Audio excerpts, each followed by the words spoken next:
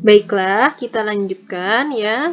Dari teorema 5 tadi ya diturunkan akibat dari teorema ya, akibat dari teorema 5 yang kita beri nama akibat 1 ya. Akibat 1 ini dia setara dengan teorema ya. Dimana kalau pada teorema 5 ya kita tadi kan diawali dari A kali B bilangan real positif. Nah, akibat 1 ini A kali B-nya adalah bilangan real negatif atau A kali B-nya kurang dari 0. Maka kalau kita bertemu pernyataan seperti ini akan ada dua buah kemungkinan ya, atau berlaku salah satu dari dua buah kemungkinan ini, yaitu bisa jadi A-nya bilangan real negatif dan B-nya bilangan real positif.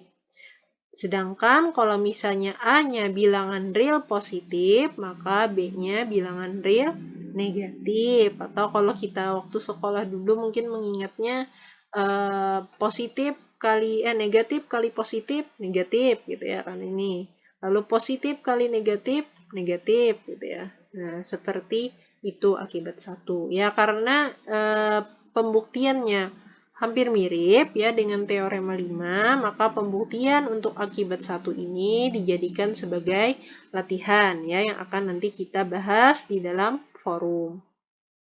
Nah, kemudian ya mengenai penggunaan sifat terurut bilangan real ya. Di sini ada beberapa contoh ya penggunaan sifat terurut bilangan real.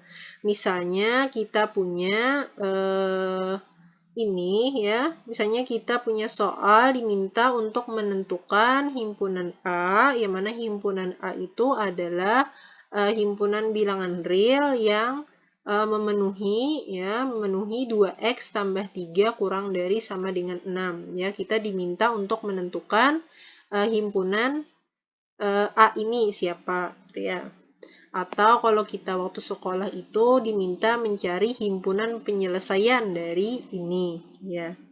Nah, jawabannya berarti kita tinggal menggunakan sifat terurut bilangan real yang telah kita pelajari, baik definisi maupun teorema. Ya, kita punya X anggota himpunan A ya dan kita punya 2X tambah 3 kurang dari sama dengan 6 ya. Nanti tinggal kita terapkan ya sifat aljabar maupun sifat terurut bisa dengan memulai mengurangkan kedua ruasnya atau menambahkan kedua ruasnya dengan negatif 3 sehingga diperoleh 2x kurang dari sama dengan 3 ya, harusnya di sini 3 bukan 6 ya.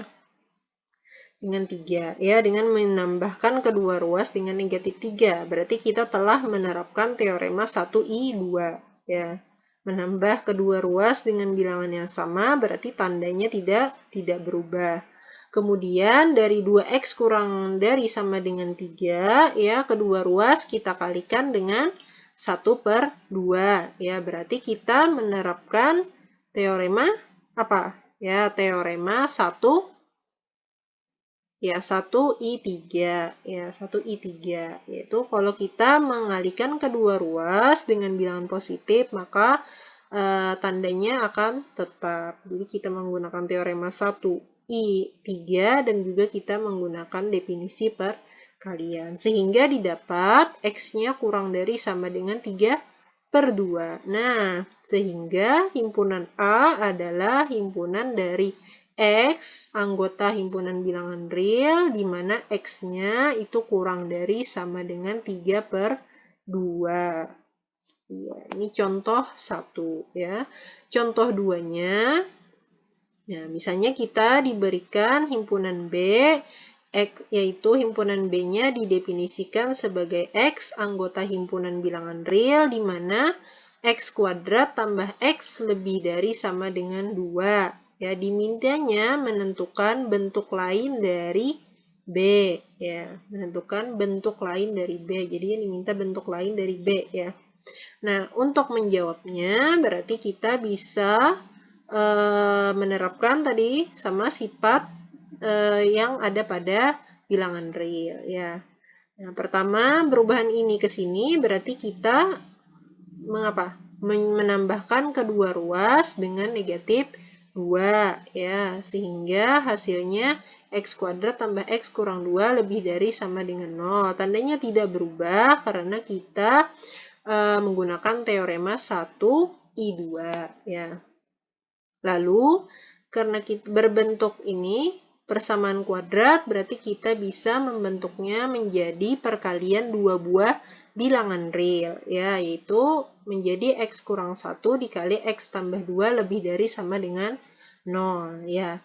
Tanda lebih dari sama dengan 0 ini menunjukkan bahwa X kurang 1 kali X plus 2 bisa dia lebih dari 0 atau bisa jadi X kurang 1 kali X tambah 2 itu sama dengan 0.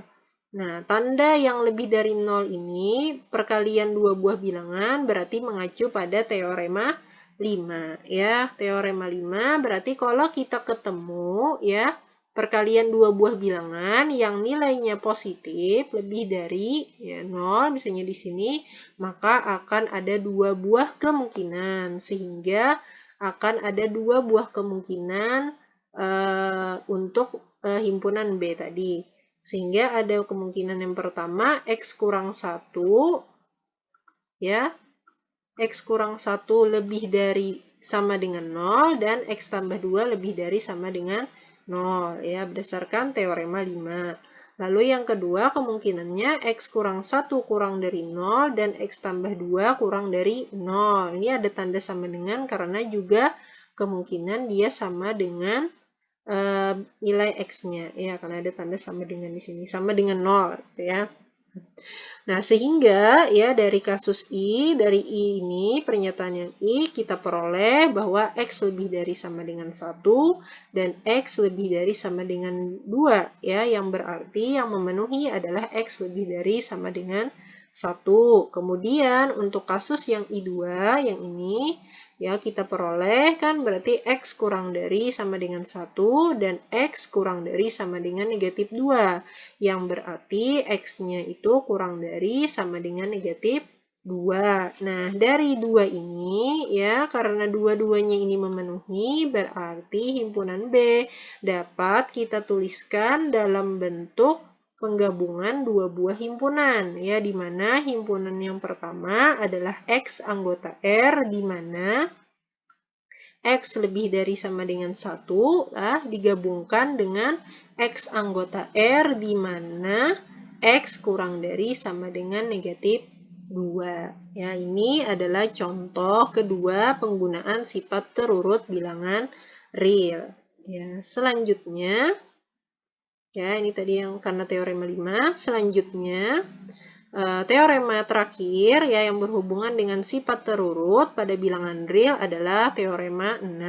Nah, teorema 6 ini hubungannya ke arah bilangan real ya, berpangkat 2 atau kuadrat dan akar dari bilangan real. Nah, untuk teorema 6 ini karena sudah ada buktinya, tapi pada buku Bartel ya, maka silahkan untuk kalian membuktikan teorema ini sebagai latihan. Oke, sampai sini ya terakhir. Selesai materi pertemuan 3. Terima kasih. Selamat mengerjakan latihan.